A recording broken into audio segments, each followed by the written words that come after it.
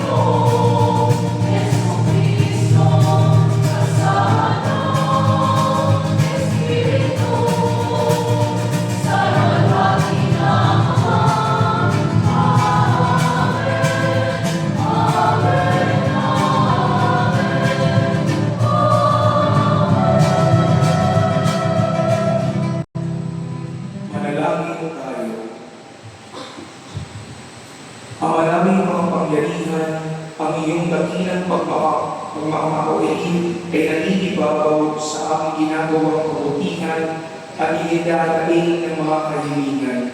Ang kagandahan loob mo sa amin ay gawin mong mabumabaw upang ang kasalanan ipinangangambang hihingi ng kapatawaran.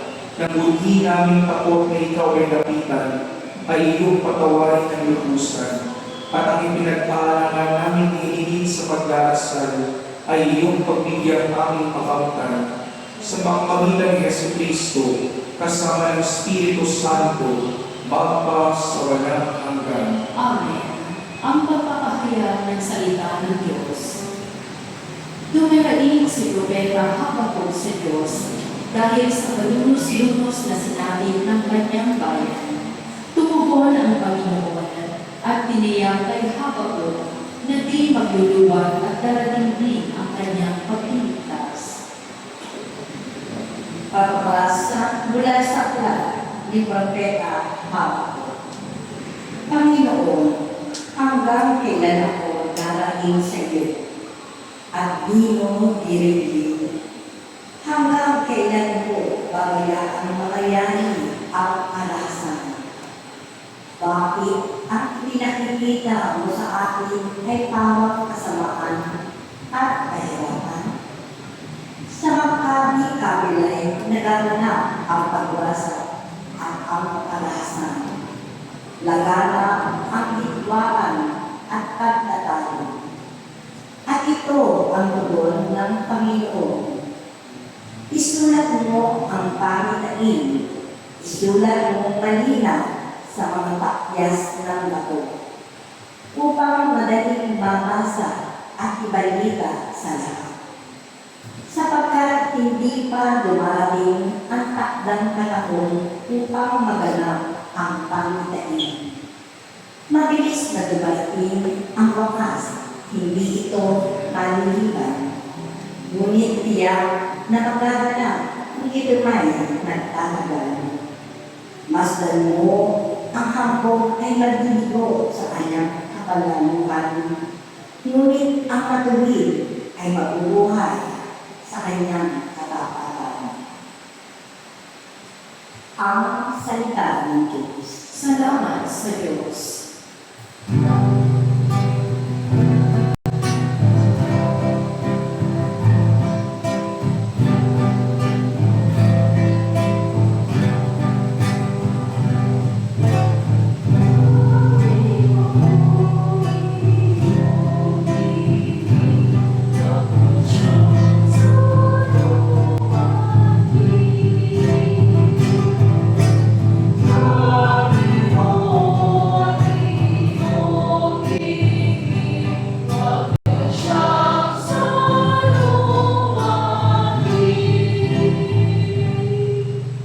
Tayo ay lumapit sa ating Panginoon, siya ay awitan. Ating papurihan ang batong putlihan, natin kalakasan. Tayo ay lumapit sa kanyang harapan na may pasalamat. Siya ay purihin ng mga awitin, may tuwa at galak.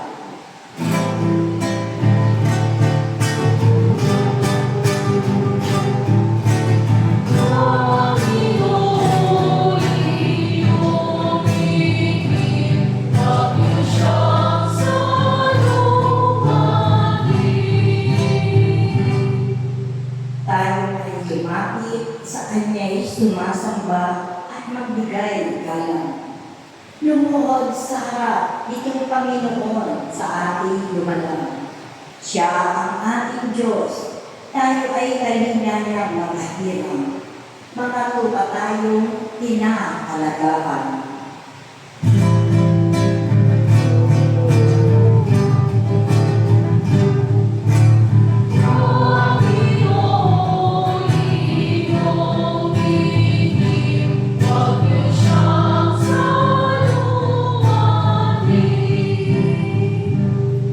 Ang kanyang salita ay ating pakinggan. Yan ang inyong puso'y huwag patigasin tulad ng ginawa ng inyong magulang. Nang nasa Meriba sa ilang nagmasa, ako ay tinuksot, doon ay sinubok ng inyong magulang. Bagamat nakita ang aking ginawa, silang nakinabang.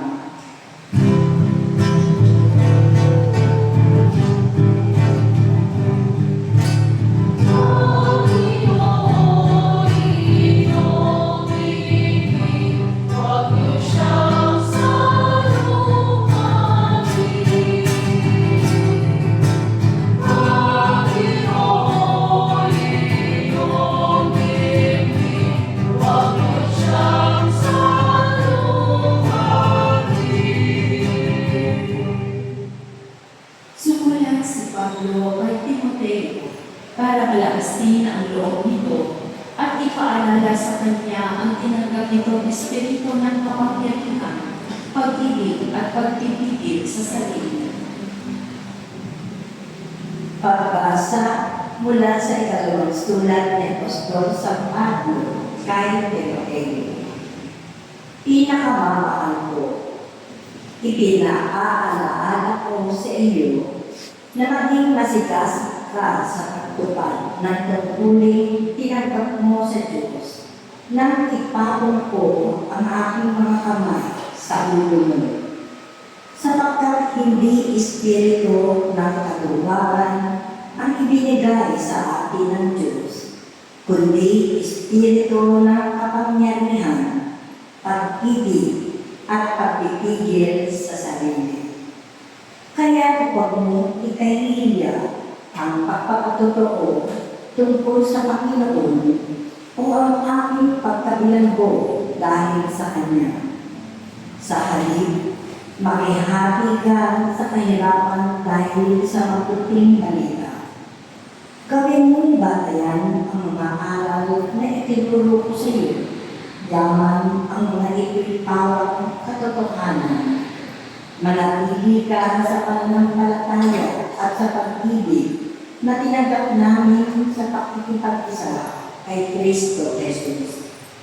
Sa tulong ng Espiritu Santo na nanahan sa atin, ingatan mo ang lahat ng ipinagkaiwala sa iyo. Ang salita ng Diyos. Salamat sa Diyos, ang mabuting balita.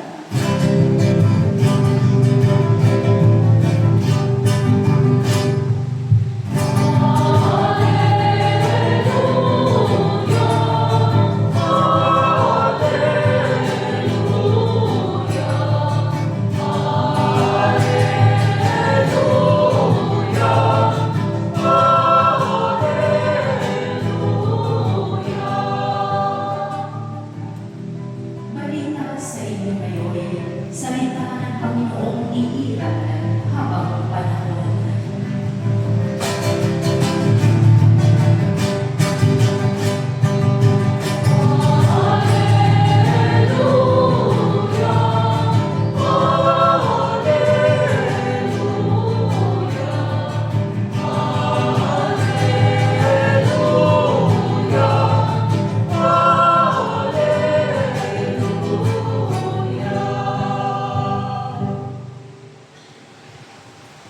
Sumainyo ang Panginoon. At sumayin Ang mabuting balita ng Panginoon ayon kay San Lucas. papuri sa iyo, Panginoon.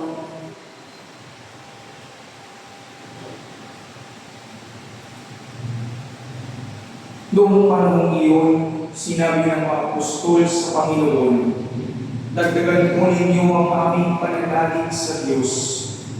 Tumubo ng Panginoon, kung magising na lamang ng budil ng mustasa ang inyong pananalig sa Diyos, masasabi ninyo sa puno ng sikomorong ito, magbunot ka at matanim sa dagat at tatalima ito sa inyo. Ipalagay natin kayo'y may alipin